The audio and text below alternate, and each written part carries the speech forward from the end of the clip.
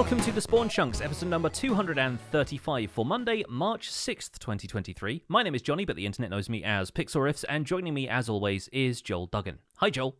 Hello, and if you would like to join us on this adventure and others, you can check out patreon.com/thespawnchunks, where you will get access to the render distance, the extended conversation that we have before and after every episode of the Spawn Chunks. And we just were talking about Dungeons and Dragons, player handbooks, getting started, different medium where people will watch things like other people playing D&D and where to kind of get your head around that kind of stuff. If you are interested in that, then you can go over to patreon.com/thespawnchunks and join. It helps us produce the show. It's the first episode of the month, so a huge thank you and shout out to all of our patrons that help support Johnny and I. It allows us to take the time to produce this show. It allows us to put the time in to help it become a quality show, which I think we have done, and we can't thank you all enough. Patrons also get access to the monthly Minecraft Hangout, as well as the quarterly Spawn Chunks Hangout. The monthly Minecraft Hangout is where we talk with our patrons about what they've been building in Minecraft in a live chat, and that is then posted to the Patreon page. And you can access the notes from that later on as well. And then the quarterly Spawn Chunks Hangout is where we talk about the podcast, like how the podcast is doing and what our plans are for the future. And that happens 4 times a year, and that's also live in the Discord and accessed only by patrons. As a bit of a stepping stone from our render distance discussion into this one, I feel like anybody who is interested in learning more about world building, like if you really enjoyed the episode that Joel and Fwip recorded recently about telling the story of a Minecraft world, Dungeons and Dragons is not a bad place to start with that, because it'll give you, like the source books give you a lot of information about how to start building a world, where to tell the story, and some considerations for what to populate your world with in terms of detail. So if you want to get kickstarted on a story, then you can do worse than the Dungeon Master's Guide from Dungeons and Dragons. But I think at this point, Joel, West Hill is maybe getting to the point where you could design a campaign around that if you wanted to. Like, I'm not sure if you have the time to worry about that, but it's such a fleshed out project now, and you've got lots of little shops and like you can populate those with imaginary NPCs. I expect West Hill is feeling more and more like a place that you could do that. It's starting to feel more well-rounded. I know I've mentioned a number of times in the last few weeks about how fun it is to check stuff off quickly as we're going through a list. Rather than taking weeks to build a mansion, I'm doing like 1 or 2 things a stream. Every once in a while a stream goes into 2 parts now, but most of the time I'm just like checking stuff off. This street decorated, this house filled in, like, it is now a guardhouse or whatever that happens to be. And I don't have any lore. People ask all the time on stream, like, what's the lore behind West Hill? I don't have a lore. I have a history in terms of age, in terms of like what was the first part of the town that was built, when was the second part, like everything is kind of built around the keep, which makes sense. And then there's the fishing village outside, which doesn't necessarily have a history. It's more about it's just like it has a certain class. Like the fishing village is of a lower class, the working class. The west side of town it's more fancy. It's more, the buildings have space just because they have space, not because it's functional. A lot of gardens on the street. Like it's more decorative. Whereas everything on the east side is all market function. Like it's a bakery, looks like a bakery. There's no frills. Same thing with the blacksmith. Like it's not a fancy place. It's a place where things get done, but there's still spots for people to live, that kind of thing. So it's been a nice, I guess, experience to try and balance all of that. And I don't have any characters or story, but I certainly have an idea of like goods coming into the town, using the river to bring in, supplies. And every now and again, I'll squeak in like a secret passage from a house down to the river to like maybe smuggle something in, that kind of stuff. But I don't have any lore as of yet. But I feel like it could be a good location for some sort of D&D campaign. I mean, and I'll take that as a compliment. I appreciate that. That's a nice thing to say about a place that was a sunflower plains not 2.5 years ago. Yeah. Like it's expanded quite a bit, actually. And this past week, most of the work has been outside. And probably just as well as anybody else how long it takes to do landscaping in Minecraft. And oh yeah, this is one of those weeks where like I really feel like I put in a lot of work and I don't have a lot to show for it. It's because of like the verticality of going up and down, or the back and forth, all the walking back and forth and the looking that you have to do when you're doing like custom bushes, custom trees, custom paths on either side of a road. So we focused on the west gate. So last week I talked about the custom gate, the actual swinging door itself, but this week I was all outside. So I was outside adding the lanterns that light the path and trying to make it not look too lit up. And while at the same time trying to keep it roughly spawn proof. It's not perfect, but it's pretty close. And so I've got like a custom shrub and custom hedges on one side. I've got a path that leads down to the river. And some of this was planned, and some of this, I have to say, for anybody that's taking on these big projects, if you can just keep your head on a swivel, and if you think, there's a kind of a large gap here, I could either build something to fill it, or I could say, well, maybe this gap exists because people keep on walking back and forth to the river, easy access, right? Because it's right by the road. But when I got down there, I realized quickly that when you're standing in the right spot down by the river, you have this beautiful vista. You're looking at the loading dock on the river, and then right behind it, the keep is towering above. It's a beautiful kind of framed shot. I thought, man, if I can just twist this path to make the player be oriented towards the view that I want them to see when they get to the bottom of it, this could be a really cool moment. And so I started applying that to other things. It's the same thing on the other side of the path, the west side, where there's just a little stone path that just kind of says like, oh, you could walk up there if you want. And the end result is just like the West River Gate. It's a steel or an iron portcullis that blocks off access, but the water can still flow through. Think like the small culvert at the bottom of Helm's Deep in Lord of the Rings. Yeah. That sort of idea. It's a bit bigger, but same idea. And like adding that in took forever. It's like 2 streams worth of content to do like a custom cliff. And because of course, Minecraft, all the landscape around it looks like garbage, Yeah. So once you've customized a little bit, you're like, God, I kind of have to customize this river at least until it goes around the bend beyond the player's view from this cliff face, where you're standing to look down. And I spent all this time designing the cliff, and you can't see the cliff, but from one spot on the wall. Mm-hmm. So you're like, I'm going to make this a feature spot that everyone will want to go to just so they can admire the cliff, right? Yeah. I hope so, with the amount of work that I put into it. It's one of those things where I really had to police myself, because as a perfectionist, as someone that likes doing everything in the round in Minecraft, I put backs on my builds. I really was getting carried away with like designing this cliff and like how it like flows into the water and like doing all this detail. And then when I got up and looked at like the only 2 places where you're probably going to be looking at this, and you couldn't see much of what I was doing. So I quickly said, okay, I can't spend very much time on this. I'm just going to quickly throw it in and spend the time on like the bushes that overhang the edge. You can see those very clearly. I want to make sure that the texture on the path and that the bottom of the river near the gate looks good. After you get away from the gate, it's just me spamming Bomi on the bottom of the river. Like I'm really not paying much attention to where the plants are and stuff like that. But all the custom things are like within 50 blocks of the player. And then after that, it just kind of trails off. And it's actually a decent lesson. It's similar to when you're doing a painting. Like you want the focus of the painting to be the most detailed, the most I guess high contrast, the best lit subject matter in the painting. And then a tree in the background can really just be a couple of strokes, because people are not looking at that, they're looking at the focus, right? Mm-hmm. And you use composition, lighting, and contrast to focus your eye. And I try to do that in Minecraft, although it's difficult because Minecraft doesn't always give you those tools, because everything is in the same focus in Minecraft, right? There's no depth of field unless you're playing with shaders. But I had a lot of fun. I had a lot of fun doing the landscaping. It does take a long time, but it's very satisfying when you're finished and you're like, okay, this really feels like a cultivated world. Like, yes, it's Minecraft, but it feels like something has been crafted and everything has a purpose. And it makes sense that bush is there compared to, oddly, when you walk through Minecraft forests, there's no bushes. It's just grass. The odd fern, but there's no real bushes unless you're in the jungle. Then you've got like that thick ground foliage, right? And so adding in these custom bushes and things I thought really added a nice touch. And then I broke up a lot of that. So I didn't do that straight. Like after about an hour or so in the river, I tend to want to break.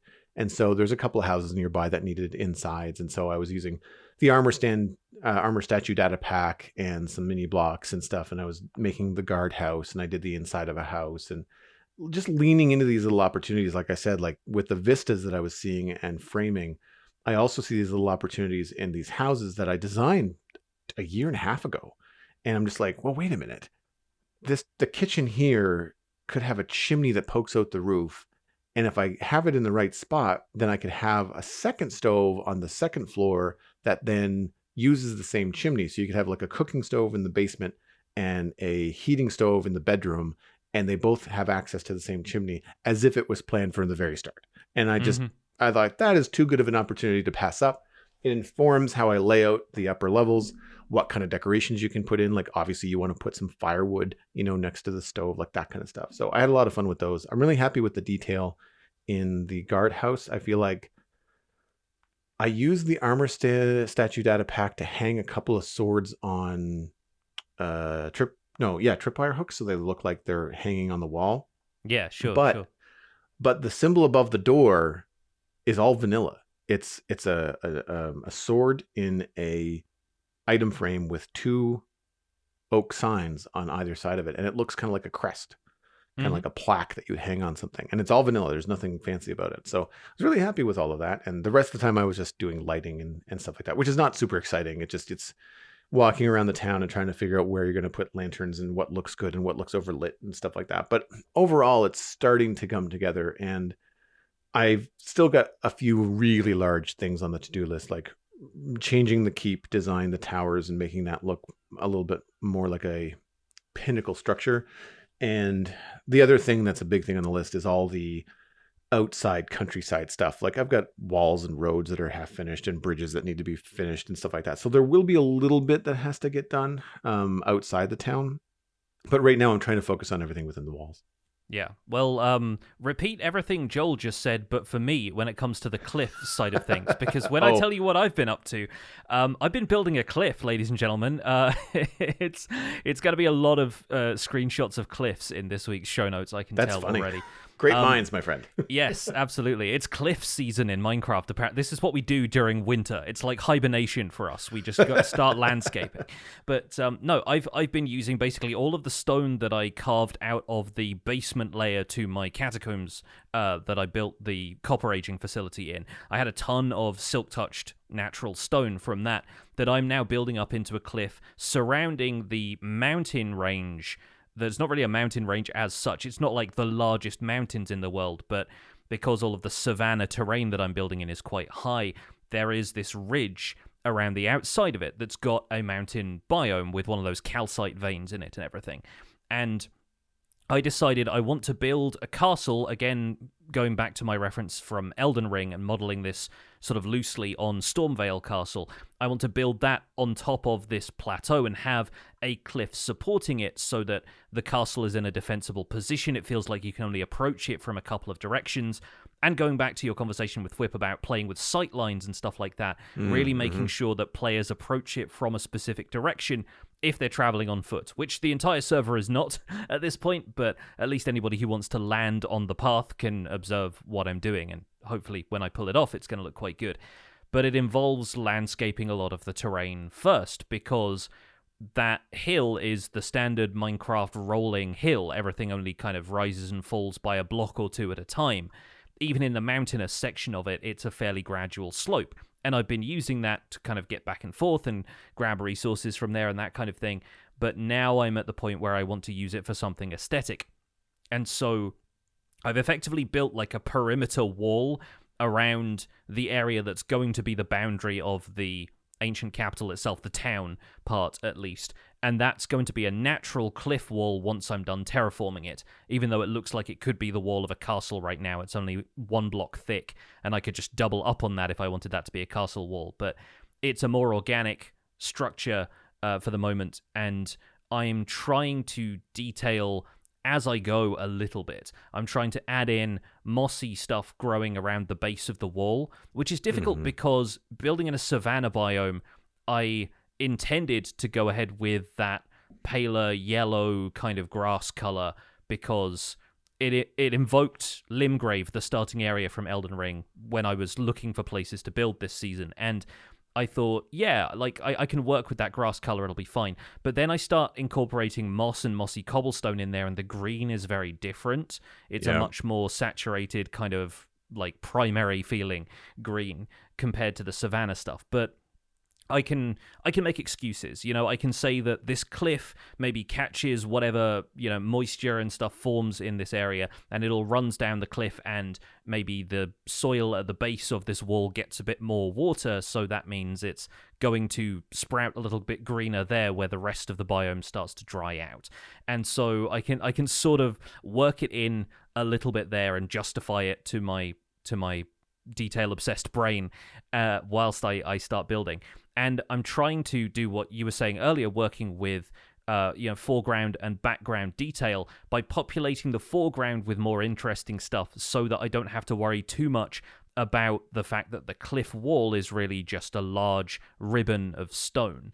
And I'm taking my cues from the composition in Elden Ring when you're traveling along a road, and I'll include a screenshot from in the live chat from a highway in Limgrave where you're walking towards the castle, and there are lots of boulders and stuff by the side of the road. There are lots of rock formations that have either sprouted there naturally or have been moved there, and some of them have fallen down, and the highway is all kind of broken up, and there are still NPCs and enemies walking around on it, but there are a couple of dry stone walls just kind of marking the path as you go, and a lot of it has overgrown and become sort of more wild. And so I'm working with that as my benchmark, trying to reproduce that in Minecraft, even though the atmosphere of Minecraft is something I can control a lot less than the more stylized approach they've taken to it in a game like Elden Ring. And so far it's going really well. I've done the back half of the cliff that borders on a greener set of biomes. There's a sort of regular Minecraft forest back there and a plains biome, but then the one that borders on the area where I'm building in the savannah is a lot less complete right now. So that's really my task this week. It's my distraction from playing Minecraft Bingo. It feels weird that Minecraft Bingo has become the main activity and that Empires has become the distraction. But I've been playing a fair bit of Minecraft Bingo this week. I managed to get my best time down to 43 minutes and 12 seconds in the 119 version of Bingo, with new terrain, new objectives, new items popping up on the bingo card. Me and Bruno Daniel I did a stream on Friday where we were in the same world doing this on a multiplayer server, and that's where I got my personal best time, which Bruno then beat yesterday when he streamed some solo runs and is now beating me by about 1 minute and 40 seconds. So the rivalry continues, but it's fun to go back and forth between a long and fairly, tedious, for want of a better term, landscaping project on Empires and the fast-paced, fun, do a run in 40 minutes kind of gameplay that you get from Minecraft Bingo. I really like what you've done in Minecraft with that cliff, especially now that I've seen the inspirational image from Elden Ring. Like it's very accurate to the sheer cliff face. Like it's almost vertical. Yeah. And works really well. And I know that it's still a work in progress, but something that I find that I like to do when dealing with a lot of stone to try and vary it up. I don't know if you find the same, but I find that andesite looks either wet or it could also look kind of shiny. And it looks like there's kind of like a shiny, worn top to the cliff in the Elden Ring screenshot that you shared. Mm-hmm. And I wonder if andesite along the top of your cliff, when you get to that point, would make it look like it has like a worn down by the wind and the rain top, to kind of allude to the boulders and stuff. I had the same problem that you're having with the biome that you're in, the savannah. Most of my town is in a sunflower plains, but on the west side and out the west gate, it transfers into a taiga, which is all mint green. Mm-hmm. And you go to use some of the cool blocks that you want to use, and you're like, I can't use moss carpet because it really doesn't match. It looks terrible. And I didn't realize that river biomes were also kind of minty. They're not as green as you think they are. And so I was putting down azalea bushes, and because I wanted to use them, I like them. They're a fun green, but they're one of those bushes that doesn't change color from the biome. And I had to go back to using jungle and oak leaves in my custom bushes, along with the new mangrove leaves, because mangrove does change, Hmm. and so do the older bushes, the older leaf blocks. And so low shrubbery in the river was jungle and oak, and then along the road I used a lot of mangrove trees, which we've commented before that it has like a nice hanging look, like it really kind of has a vertical texture to it. Yeah, yeah. And so I'm wondering, like with yours, like in addition to like having boulders at the bottom and all that kind of stuff, if you could use, I don't know, some different foliage or different leaves, older blocks that would change to be more savanna biome colors, so that you didn't have to deal with the mossy green. Like if you could sort of make your own mossy cobble out of like bushes and cobble together, maybe. I don't know. I know that I started having a lot uh more of an easy time by switching to foliage that was changing with the biome, rather than trying to figure out how am I going to use these things, because I really like moss carpet. It's such a great way to like define a path or add some oomph to things, and when it doesn't jive with the color, it's frustrating.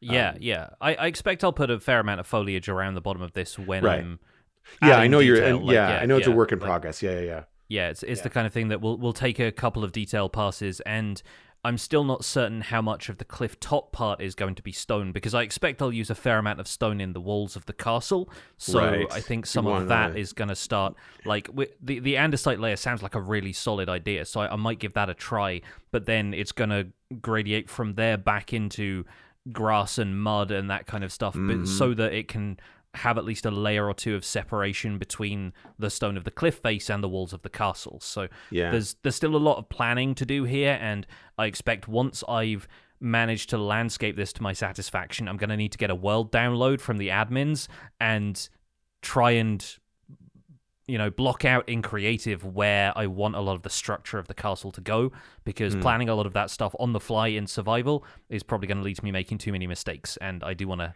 kind of nail this one. So we'll see Yeah. how it goes, but I will be able to hopefully update people on this in a couple of weeks' time when I've made a significant amount more progress. Nice. And you don't have any map stuff on Empires, right? Like you've got No, some. like mini maps and stuff. No. Yeah, mini maps. Okay, because that's what I used for mine, so I didn't have to do it in creative, but I had like that top-down kind of planning tool in Minecraft, which was very helpful. Yeah, yeah. I Good mean, good for rivers too.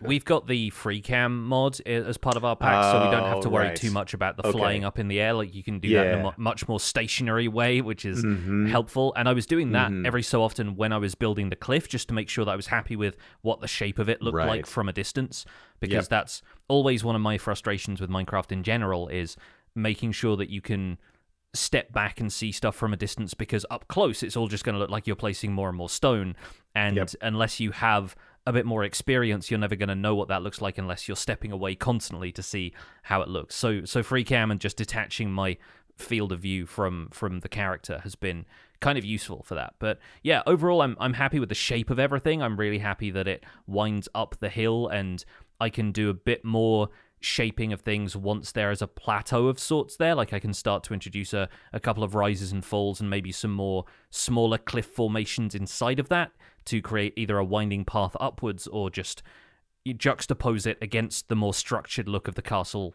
in the background. But yeah, that's all going to take a lot of work, so I'm not going to say too much about it now, and hopefully we'll have time to get it finished.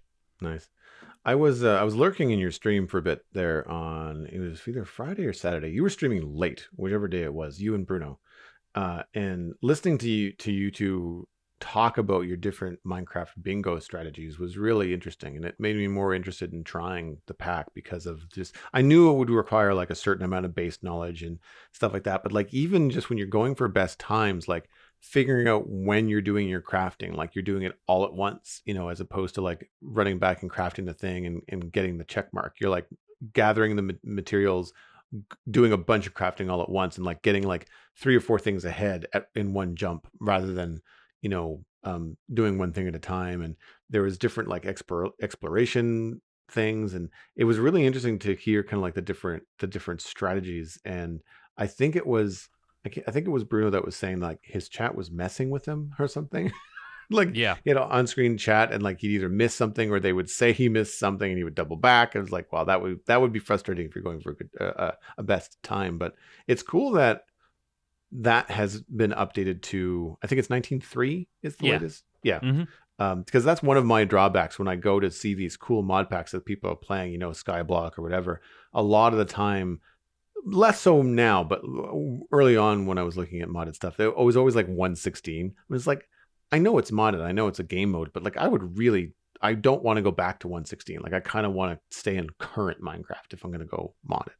Yeah. I think it'd be really interesting to talk to somebody from the modding community at this point about the change to these smaller releases, like having 119.3 and 4 coming in and fixing these like minor but significant problems with Minecraft, or like, providing sort of new technical stuff behind the scenes and under the hood, and how that relates to the rolling development of mods and which versions they decide to stick with, and whether it's worth updating to minor versions or if it's worth just holding on until all of that change also is included in 1.20 along with the major features. So I think we'll have to reach out to the folks we know in the modding community and see if we can get somebody on the show for an interview, or at least some input on this. Potentially an email topic as well, if you're somebody out there who mods Minecraft and you feel like writing in to share your experience, spawnchunkmail@gmail.com, and we'll get into chunk mail right after the news.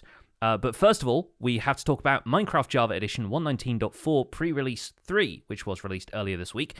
Changes in Pre-Release 3 include potions having their colors adjusted to make them more distinguishable from each other. There are a couple of technical and experimental changes as well. In technical changes, pressing F3 and S will now dump the contents of dynamic textures like atlases, maps, and so forth to a debug folder in the screenshots folder. Experimental features include the pottery shards, updating the textures of the archer pottery shard based on community feedback. The direction of the arrow and shape of the bow are now more clear. King B-Dogs had a really interesting thread about the potion color change and what their philosophy when changing that. He elaborated a little bit on the color changes, saying, we recognize that this change is not going to improve the readability for all color blindnesses. A real solution is to make individual potion textures for each type, but for now we're just doing this small fix until we have capacity. Generally, using color to distinguish between types of anything in a game is a bad idea. Iconography and form is much better from a user experience perspective, but it's not a simple change that can be made quickly, so we wanted to at least do something small towards solving this first, which I think is a really good note. Fixed bugs of note in pre-release 3 include Enderman teleporting away instead of taking damages from end crystals, TNT, and Wither Skull explosions. Enderman couldn't dodge arrows fired from a dispenser. Players and mobs are no longer affected by knockback on death. That's now been fixed as well. Dolphins with passengers were accelerating to ludicrous speed or being immobilized entirely. And thanks to that new ride command, dolphin riding is not part of the vanilla game, but you can enable that using commands. And certain potions were still indistinguishable by color, which we've covered already.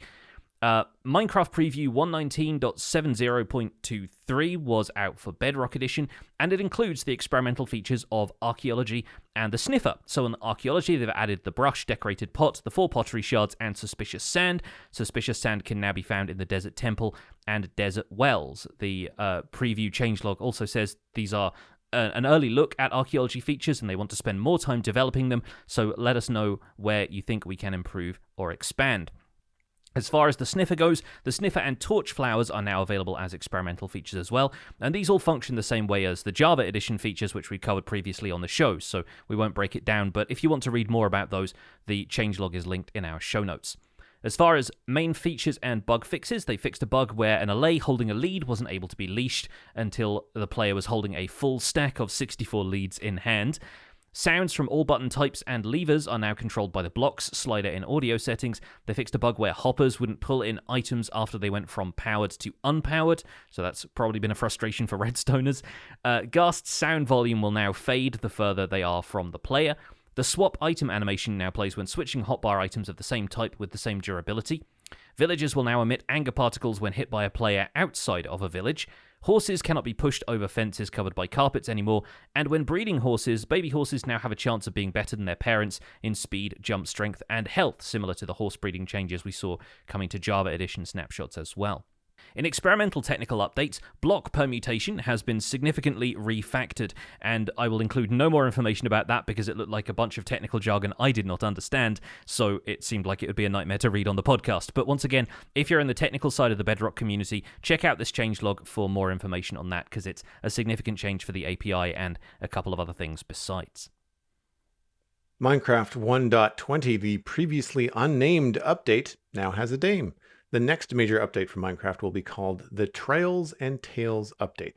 Previous updates like Caves and Cliffs and Update Aquatic have been named after a theme, and Trails and Tales is no different. The name represents the journey that Minecraft takes you on and the unique stories that each of us bring back. Agnes Larson had a quote in the article about the update, which I thought was poignant. The 1.20 update is all about self-expression, specifically self-expression through representation, storytelling, and world building. And it's the journey, your trails, that ties it all together. The Minecraft worlds belong to the players, and so do the stories, or tales, about those worlds. The name for the Trails and Tales update was revealed in the first installment of the March 2nd premiere of the Minecraft Monthly News Show, which is happening on the Minecraft YouTube channel. Players can look for new monthly Minecraft episodes each month for the latest updates delivered by Vu Bui. So I think we've highlighted the first problem with the Trails and Tales update, which is that it's difficult to remember which way around to say it. But Yep. I think overall it's a decent name. I think the name is as good a name as any. I find that the second problem I have with it, aside from transposing the two names, is that I keep spelling Tails, Tails, instead of Tales, which is what it is. So Trails and Tales are not quite spelt exactly the same. So that's it's going to take a while to get my head around it, especially after having got into the habit of just calling it 1.20 or the unnamed update for the last little while. But I think it's nice to finally have the name out there. I think if I was to write it down, and I think Tales and Trails rolls off the tongue better, but I understand why they put the trails first, because you have to have the adventure before you have a story to tell. I get why it's in that order. It feels like they occur in the right sequence. Yeah, it's a there and back again kind of story. Yeah. Mm-hmm. Yeah, exactly. I like the name. We can have a quick email actually here from Pine One Needle, who listeners might remember a few episodes ago had written in, and they were really close. Their suggested name was Travels and Tales for the Minecraft 1.20 update. They wrote it again to say, I have no idea whether this was inspired by my suggestion on episode 233, but I like to imagine that someone at Mojang may have heard my suggestion and then thought, what if we did that, but we made it rhyme? Thus, tongue-tying everyone around the world. What do you guys think of the official name to the update? Pine One Needle 8 Trail Mix, as he counted the number of people online misspelling Tales as Tails. Well, you've called that as well. Congratulations, you may be psychic. Count me among those people. Like I said, I think it's a good name. I would love to believe that they've heard Pine One Needle's suggestion and thought, yes, we'll roll with that, but make it a little different. I expect, in reality, they've heard a bunch of different names from the community, tried them all out internally, and have been working with this name for a little while. But yeah, I think it's delightful to hear that people have been, have had similar ideas, and that it seems to align with community expectations, because yeah, I expect somebody out there will have nailed it quite early and then just decided to sit on that name suggestion. But yeah, I think it's good. If anything, for me, it does feel a little anticlimactic. It seems more whimsical than it does bombastic, like the wild update, or I can't remember what they settled on for 1.18 for Caves and Cliffs Part 2, because it was they were talking about how 1.7 was the update that changed the world, or something like that, and so those all feel like they've got a huge significance, whereas this one feels a little bit less. It's kind of downplaying a little bit, but I think that's probably a good thing after how much people projected onto the wild update. So I think that's potentially taking things in a more manageable direction than the community expectation took things in the last couple of updates. I think Caves and Cliffs was just Caves and Cliffs Part 2. I don't think they had anything else attached to it. I don't remember much about the descriptions. I mean, what was happening was I think description enough as far as I recall. Yeah. I like Tales and Trails. I did it again. Trails and Tales. I like it as a name. I think it pushes a little bit more on the more recent edition of archaeology. Like I don't really necessarily get sniffer or new wood vibes from it. You know, like I feel like it's a little bit more, as you mentioned, broad. Like it's less specific in terms of the update aquatic, right? Like yeah. You kind of understand, oh, water does update. what it says on the tin. Yeah. Exactly. Right. And I think, and Caves and Cliffs, same idea.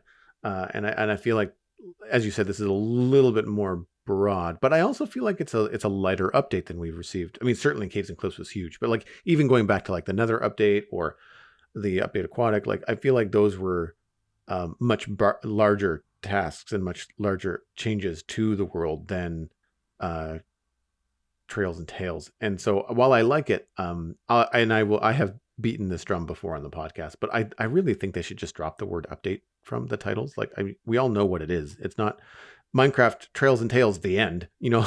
Yeah.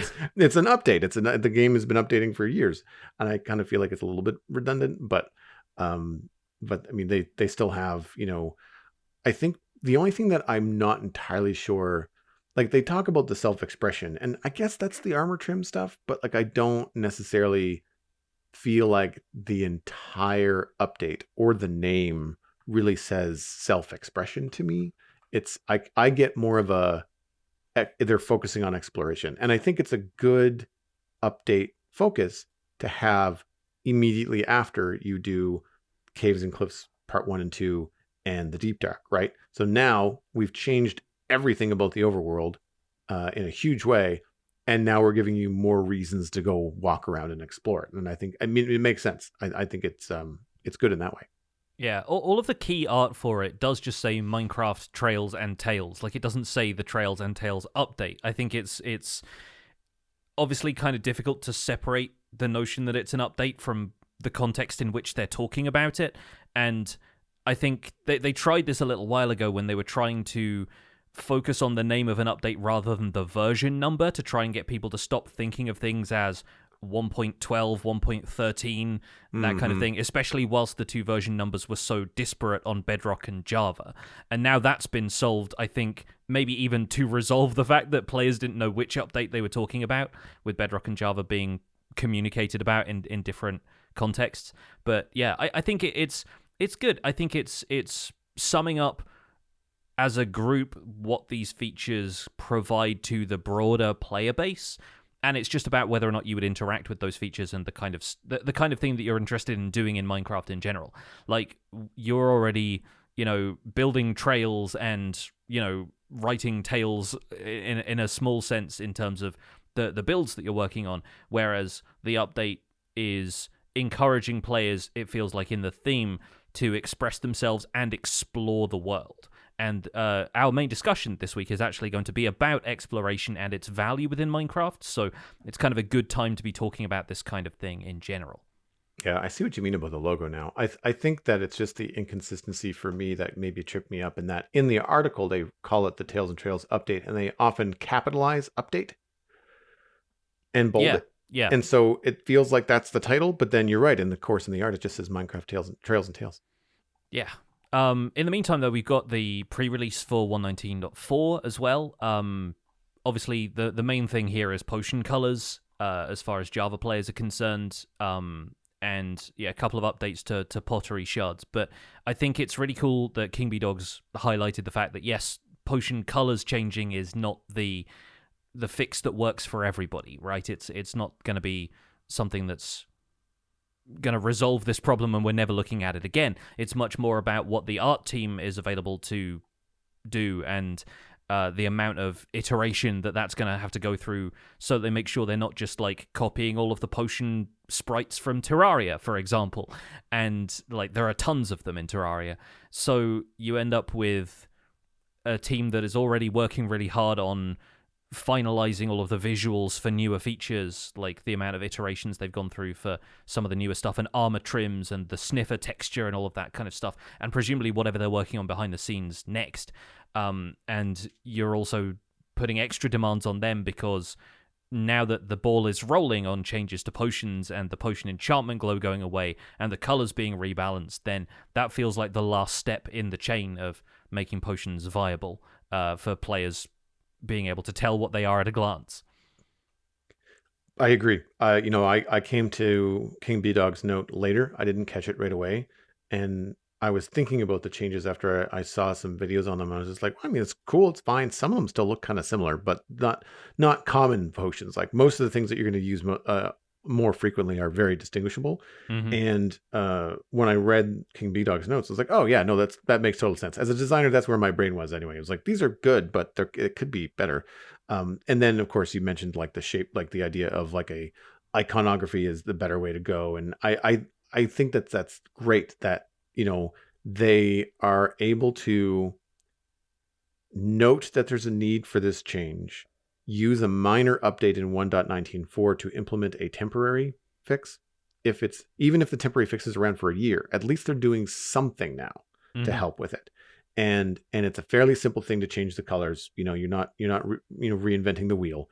And then they can take a longer, look at, well, now that we've removed the enchantment glint and we've got this armor trim in the game, we should really look at, changing potions. And wait a minute, once we dive into this, like there's some changes that could be made here, but all of a sudden they end up with like, we don't have time to do this right now. Like we have to focus on something else. And I like the idea of new arts and sprites for the potions. I'm crossing my fingers. Now this is pure speculation that we maybe even get models that could be placed in the world. Things in like flower pots are okay, but they're singular in terms of they sit right in the middle of the block. I would love it if potions worked like candles. Maybe not 4, but certainly like 3. So if you had some red potions and some green potions and some blue potions and you wanted to fill like an apothecary build or even like a mini game, whatever it is that you wanted to do, to be able to plunk them down. Now, I don't think you'd be able to mix them up in terms of the colors in the same block, but with some clever, arrangements, you could really make it look like a nice little busy build. And if they all have different models, in terms of shape and color, it could be very interesting. It could be a great way to decorate builds. It again takes that potion that only has one function, which is you brew it, you drink it, you get a power, and it turns it into that and a decoration tool for people to use in Minecraft. I think that kind of stuff is got a lot of potential. And it would be cool if they go down that route, but I can see that being something that they would want to test. They would want to put it in snapshots and get player feedback. If they go down that road, then that would take a bit of time, I think, to sort it out, to make sure the mechanics work and make sure it all works. But that would be a great way to take a very old piece of Minecraft and modernize it, considering we have candles and sea pickles and now the petal carpets. What are they called? Pink petals? Yeah. And the way that they function, it's taking that new mechanic and applying it to an existing item in the game.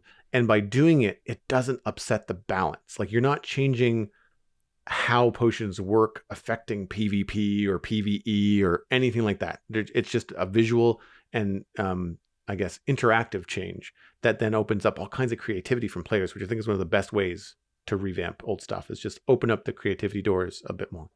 Yeah. Thinking about it, I think one of the reasons they might not have made potions a placeable item is because the amount of times you're looking at a block when you try and drink one. Can you imagine being in a cave and like wanting to drink a night vision potion, but instead of drinking it, you place it on the ground? And if it's a tight cave and then you can't not be looking at a block while you're drinking it, then I feel like that creates problems that are a little difficult to solve from a user experience perspective. So that's true. I do think there might be a solution to that, even if it's just like having them be 3D if you place them in an item frame, or having something like an item frame that allows you to place a model instead of placing an item sprite. Then there's potential there, but still, like that's a kind of pie in the sky idea for the future, I think. Yeah, totally. I could see that. Maybe holding shift But then I guess if you're trying to sneak around and drink a Yeah, potion in the you're deep dark, that's crouching. also a Like problem. Yeah. there's so many different like use cases for stuff like that. So there's issues with it, but yeah, would love to see it. It'd certainly make for a really cool decoration. Speaking of decorations, Bedrock Edition now has access to archaeology, so you can play with those decorated pots, and the sniffers arrived on Bedrock as well. I would love to hear, once again, a call out to anybody who wants to email into the show. If you're somebody who plays both Bedrock and Java, if you've had the time, or you play with kids on Bedrock and play a solo world on Java or anything like that, if you've noticed any parity differences between the two, does the archaeology experience feel different on Bedrock? Is it more or less lining up with the Java experience? Be really great to hear from you, because I don't have all of the preview stuff set up for Bedrock on my machine right now, so while I could dive in and check it out for myself, I think it'd be really great to get some experience from somebody who plays Bedrock on a more regular basis. It's been a while since I've looked at this, but one of the notes you mentioned in the newsread was that ghasts in Bedrock now have their scream is less audible the farther they are from the player. Yeah. Is that a thing in Java now? No. I feel like it is, but it's Too less loud? noticeable. Like I feel like, yeah, ghasts in general make such a kind of piercing noise a lot of the time that it's often difficult to tell which direction it's coming from. It is directional, and I think it does fade, but you just kind of think, oh, there's a ghast somewhere here, and you're more concerned with, is it going to come and fireball me, than how far away can I tell it is based on the noise, right? Like I think you hear distant ghast whimpers, but you still think, well, that thing's floating. It's still going to float in my direction eventually. Has that always been the case? Or was there a time when you went to the Nether and the design of the ghast scream was meant to be, you can hear it everywhere, it's meant for you to not know which way it's coming from? Like, is that how it was originally made? I mean, maybe. I'm not certain. It seems like a disorienting property that the ghast would benefit from, in a sense. But I think as far as like, for accessibility purposes, I suppose, but also just like in terms of wanting the player to feel more aware of their surroundings, because that feels better from a gameplay perspective, I can see them making that change. There's so many things in Minecraft that I have turned down to like 20% because otherwise they're just too loud. Like too loud. The ghast, I mean, I think I've got my hostile mobs down around 30% just so I can make sure I can still hear creeper footsteps when they're coming up to me, but that's it. Yeah, that makes sense. Moving on into chunk mail. If you'd like to email the show, the email address is spawnchunkmail@gmail.com. There's also a form on our website. So if you just want to go to SpawnChunks, thespawnchunks.com, there's a form under the contact page as well. But spawnchunkmail@gmail.com is a great way to send it. First email comes in from Takander26. Suspicious sand, a peaceful solution. Hi, Pix and Joel. I have loved your discussion about the different ways to play Minecraft and the new additions to the game. On episode 233, you both commented on how odd some of the drops from Suspicious Sand were to you, finding gunpowder, TNT, and other things that seem to be linked to the Desert Temple loot table. What if the loot table for Suspicious Sand included items for peaceful players that could be used to quote-unquote win the game or were otherwise unable to access, like blaze rods, slime, and other mob drops? Except rotten flesh. No one needs that. Along with other treasures and items like the diamonds and gold. This would require Suspicious Sand to be a bit more available than just one room in the Desert Temple and Desert Wells, but I think it could be a fun way to help peaceful players have access to things they otherwise can't get without changing game difficulty. What are your thoughts? Tkander26 dried up in the desert, searching for all of the suspicious sand. All the suspicious sand, all 5 blocks of it that we can find currently. It's just a playful jab. Yeah, I mean, I'm definitely in favor of throwing peaceful players a bone, or in this case, a blaze rod. But I trip up on this concept for one main reason, and it's because I don't see Mojang adding anything which could allow survival players to bypass going to the Nether. And, like, I want to say, I think people have a misconception occasionally about how difficulty works in Minecraft. Difficulty is a dynamic thing that you can change while you're in the world. So if you're in a hard difficulty world and you hit the difficulty button once, on single player at least, it switches to peaceful, and if you accept the changes, all of the mobs go away. So I feel like people often think that the world is going to be fixed, or like the results of what you find in the world are going to be based on the difficulty you're playing in at the time, but all of the loot and stuff is going to be seed-based, so it's not like you could guarantee that only peaceful players would find just the blaze rods in Suspicious Sand. They would be there for all players. So if you're playing on other difficulties, you could effectively find enough Suspicious Sand and find enough blaze rods that way that you could avoid going to the Nether entirely. It might not be any faster. It might probably be a slower experience depending on how big of a desert biome you find and how many desert temples there are. But I think allowing players to bypass the step of going to the Nether in order to reach the end of the game doesn't feel like something from a progression standpoint that they're interested in adding. It feels too much like a skip in the progression to me. So the technical hurdles aside, I like the concept of the idea. You know, Yeah. like if you were a peaceful player, and correct me if I'm wrong, but this could probably be done with a data pack, right? Like if you were committing to a peaceful playthrough and you grabbed a data pack that changed the loot tables of Suspicious Sand to include things like slime and blaze rods, then that could potentially help you.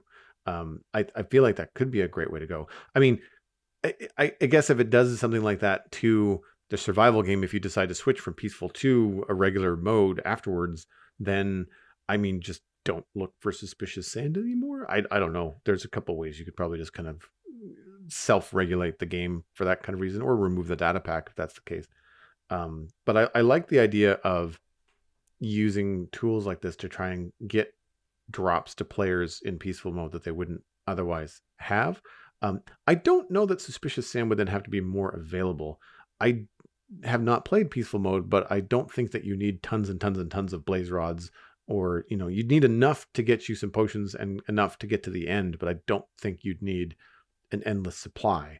And I think that the difference between some of the things that we're getting in the loot table now and the new things are that pottery shards are not consumable.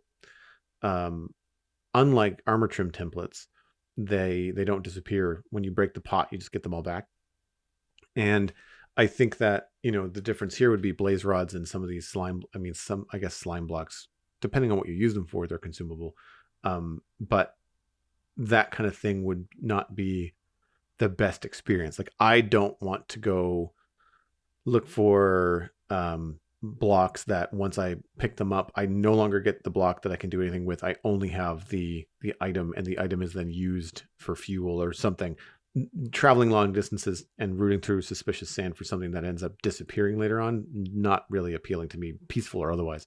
And so I kind of wonder whether the loot table for Suspicious Sand benefits more from having things like pottery shards, sniffer eggs. While yes, sniffer eggs do disappear, you end up with a sniffer, and if you have a couple of sniffers, then you can make more. So like, they're not a finite resource. Once you get two, you're kind of good.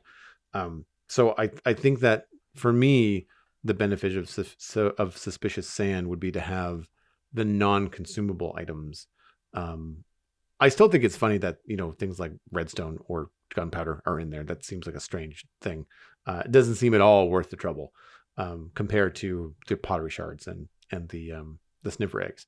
But I think there's room for that kind of stuff. But at the same time, like, I guess if you want to be able to, quote unquote, beat the game in peaceful, then I just, you know, find a data pack that gives you a game mode, much like Bingo, you know, or Skyblock. Like, they all have different modes. Skyblock has all kinds of imaginative ways to help the player progress. And I think that there could be a peaceful data pack that would come up with a cool way to do that. Yeah, I mean, you had zombies dropping gravel and husks dropping sand in Skyblock. Like, there's all kinds of modifications to the loot tables out there.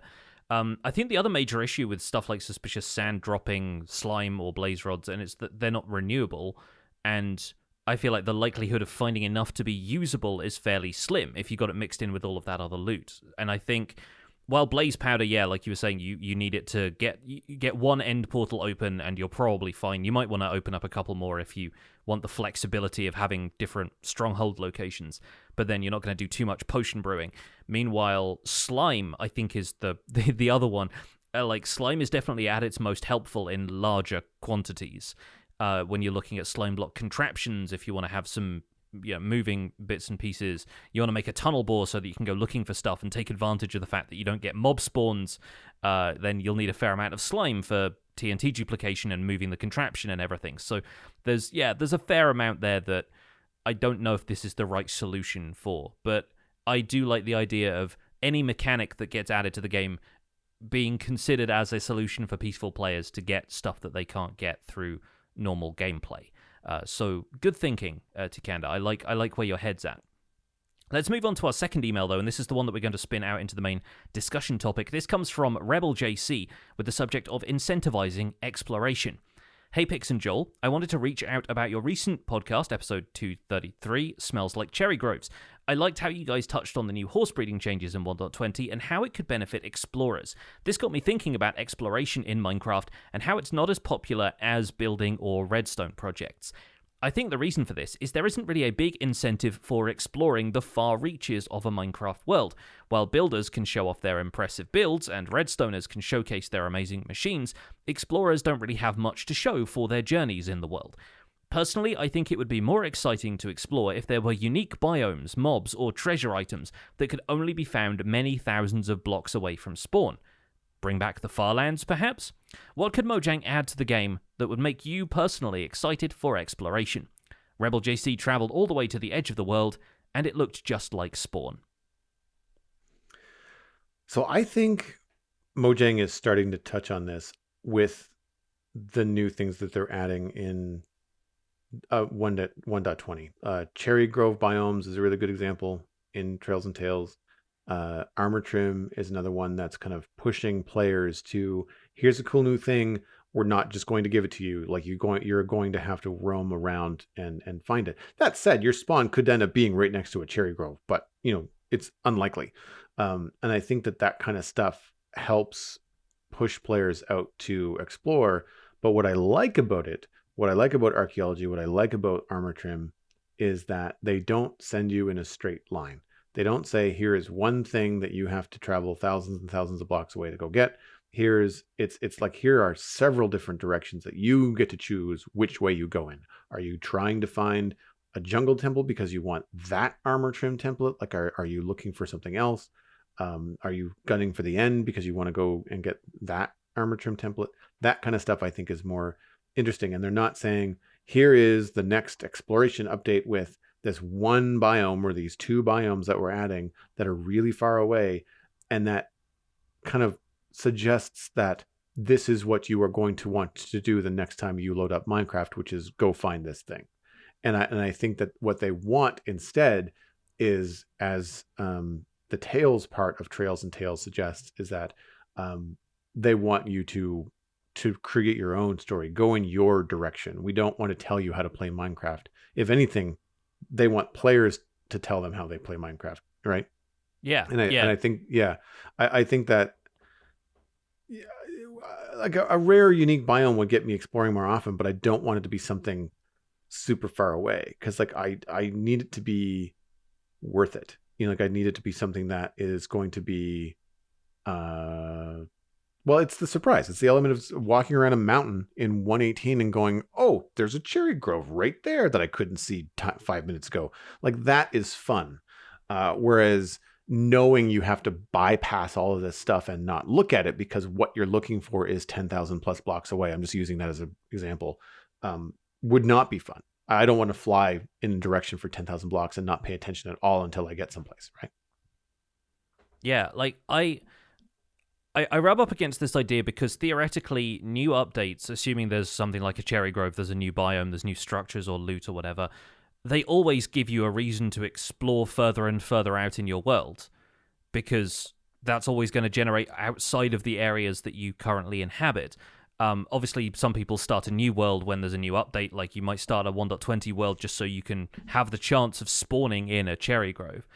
But I think the reality of the situation is that players with long-term worlds often don't want to go that far. Like you're saying, because it's far away, you might be disincentivized to go looking for it, rather than the prospect of it showing up on your doorstep and getting to play with new stuff exciting you.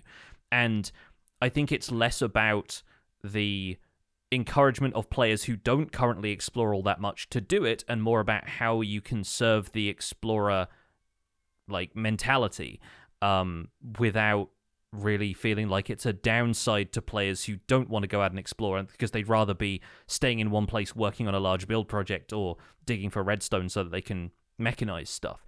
I find that players trimming their worlds down, making those features easier to find closer to home is going to be the majority of people's behavior. So I think the purpose of this update is reminding players that the journey is your rewards. It's kind of encouraging you to find new ways to travel, consider playing around with horses because they're going to get better, considering, documenting the journey as you go, and then putting all of the chronicles of your written books that you've made along the way into the new chiseled bookshelves, decorating your armor with the armor trims as you find them along the way. You come back with a story to tell. That's Trails and Tales in a nutshell.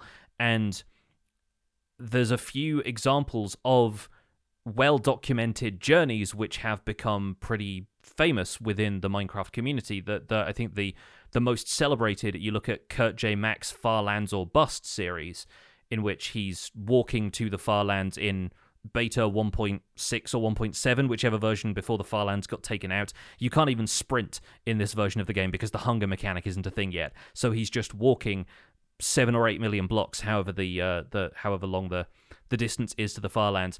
He's still going 12 years later. I don't think he does it nearly as frequently now, but it's effectively like a podcast series, and he streams it, and he just walks a decent distance. And he's got to the point now where all of the landscape around him is jittering because the game can't calculate the positions of stuff accurately, and there's all these kind of float errors and stuff. But he's probably the most famous example of an epic journey that's reached legendary status and is worthy of celebration. On a slightly smaller scale, I hope you won't mind me saying this, but Boz from the 8-Bit community, a friend of mine who streams on Twitch, when 118 snapshots were coming out, he did a series of streams where he hadn't seen any of the new terrain. He'd seen maybe a couple of screenshots and announcement blogs and that kind of thing. But he spent a bunch of streams traveling 1 million blocks eastward in 118 snapshots, using all of the stuff that he could along the way, ice boating along, frozen rivers, which are a lot larger, so it was more possible to do that. And he went to the end and got elytra when he was able to locate a stronghold, but then he set his spawn where he was so then he could come back and continue the journey from there. And he'd flying a little bit, but like the majority of it was done on foot and, crossing oceans, just so he could explore the new terrain. And that really felt like an achievement, not because he reached 1 million blocks and not because of something he found at the end of the journey, but because of all of the stuff he saw along the way and the process of the journey he took to get there. So I think really it's about contextualizing stuff as seeing the journey itself as the reward, and the fact that you've got out and explored a bunch of the Minecraft world around you without feeling like you were tied to one specific project. It's like a camping trip. It's like seeing the great outdoors, but in the video game. And I think that while I like the idea of like a new biome or a new structure, I think that the way to deliver these kind of incentives to players is through the trickle-down effect, through potentially even minor updates, as opposed to major updates. Like, sure, we're getting the introduction of archaeology and the introduction of armor trim in a major update, a named update. But we've seen the process now of these minor updates, putting in fixes and putting in small things and changes, like removing the enchantment glint, on potions and stuff. So like the mechanic is now in there to have things added and to maybe push the player farther. And I think that adding reasons to explore is good. I just don't think a finite distance from the player is good. I don't want to spawn necessarily next to the hardest to find, armor trim template. I would sort of feel like that was a little bit cheaty, because then you wouldn't really have the adventure to tell anybody. It was like, how'd you get that? Tell me how you got it. Oh, I spawned next to it. Like, well, that was anticlimactic. Like, who wants that? I don't want to walk for 100,000 blocks or 1 million blocks, but I also don't want to walk 4, And I think that, there are things that they could do to cite the birch forest art that people jumped on a long time ago. A change to birch forests like that, which wouldn't require a named update, would perhaps incentivize players to go and try to find a birch forest to build in, because that's something cool and new. But those are going to occur in the same way that they always have, just like not randomly, but like however the algorithm decides to put them in the game and the world building, like that's how that would happen. So you just have to, walk around until you find one. And I like that idea. I like the we're not giving you one big reason to go exploring for this one thing. We're going to be adding these into, smaller updates and things like that. I mean, I would still like to see some new structures potentially added to the game, new biomes.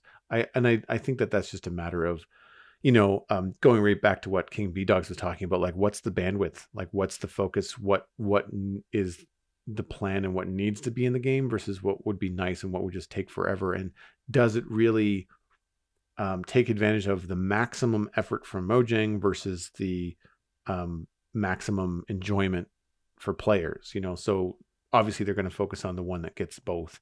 While new biomes are cool, there's a lot of players that might not be interested in that particular biome. So trying to find that broader appeal, I'm sure, is higher on their list.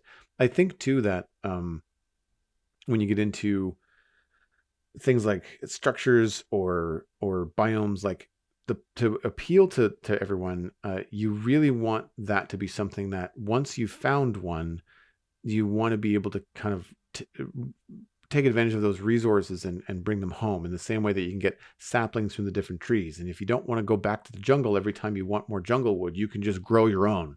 And I think that that's, same with the new cherry grove, same thing. You get your saplings, you come back, and you no longer have to find more cherry groves in order to get more cherry trees. And I think that if they can start to do that with the new mechanics, like in archaeology, like right now you can't. You kind of have to go for more shards and more suspicious sand in order to get more pottery stuff and decorated pots. But on the flip, you can get the sniffer egg, and then once you found two, you can start to breed your own sniffers.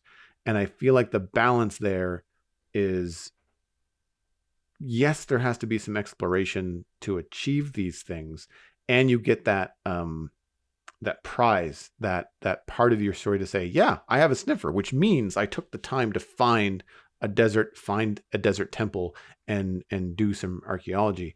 But if you're no longer interested in doing that, as some players may not be, once you get a couple of sniffers, you can then do your own sniffer breeding at home, and you no longer have to go out. In the same way that they made clay pots, or not clay pots, decorated pots buildable with clay bricks. They just don't have any decorations on them. So if you really only want the pot to sprinkle around, you don't have to go if you don't want to. And I like that choice. And I think the idea coming in from Rebel JC is by putting something very specific, very far away, it removes that choice, right? Like if you want something from there, you have to go get there. Whereas I think the player choice is a more viable way. Yeah, the Farlands suggestion is potentially the one that I think has the most potential, in that the terrain getting more and more extreme the further out you went seems like an interesting change. Like, it seems like a change that could be made subtly, and for players who don't necessarily want that kind of extreme of terrain, they're not missing out on too much. But imagining the world almost as though it's a phenomenally wide crater, and so it's always going to be taller at the edges than it is in the middle. Like, stuff like that maybe makes sense, but there will always be anomalies because of the way terrain generation works right now. You have biomes that to us would have seemed amplified back in the day, but are just part of like that old shattered savanna type of generation that still occurs in newer landscapes. And you're going to find a mountain that's, reaching 256 blocks tall, and that's not world limit anymore, but that's as tall as terrain goes generally. And so there isn't really much else to be done the further out you go, because it's all fairly close to the center. I think part of the difficulty here, the difficulty with comparing exploration to building and redstone, is the idea of working towards an objective with a certainty that it can be achieved.